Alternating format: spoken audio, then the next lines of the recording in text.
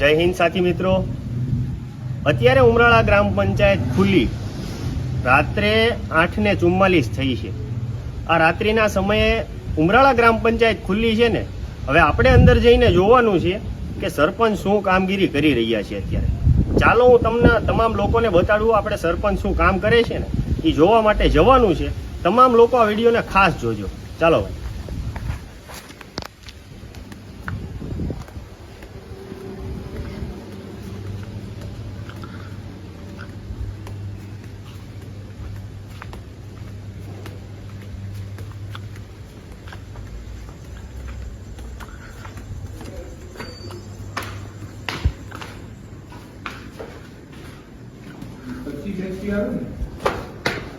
હા તો વાંધો નહીં, ભલે 25 HP હશે ને તોય હાલશે.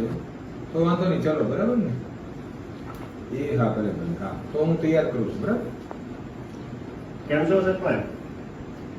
લે આવો મહિનભાઈ. શું કામ કરો અત્યારે રાતના 9 વાગ્યા તોય? હવે આપણે ઓલું પમ્પિંગ સ્ટેશન જોયું ને, હા, ત્યાં ચોમાસું આપણે ચાલુ થયું એટલે અત્યારે આપણી પાસે એક જ મોટર હારી છે, 2 ભરી ગઈ છે એટલે એની દરખાસ્ત લખતો હતો. જોવો ને તો એક એજન્સી છે એને ભાવ પૂછતો હતો કે શું ભાવની મળશે ને કઈ કંપનીની સારી આવે એ બધું પૂછતો હતો. આ તો અત્યારે અહીં નીકળો, મેં કીધું સરપંચ સાહેબ અત્યારે ઓફિસમાં બેઠા છે, ગ્રામ પંચાયત ખુલ્લી, તો મેં કીધું કેમેરા ચાલુ કરીને આવો સીધા કરી જઈએ અંદર.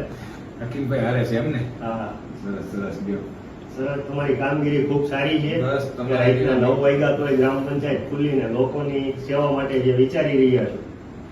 ઉમરાળાના સરપંચ ધર્મેન્દ્રભાઈ હેજમ અત્યારે રાતના 9 વાગવા આવ્યા છે અને ગ્રામ પંચાયતની અંદર ગામની સેવા કરવા માટેના જે પ્રશ્નો છે એને લઈ અત્યારે જે કામ કરી રહ્યા છે.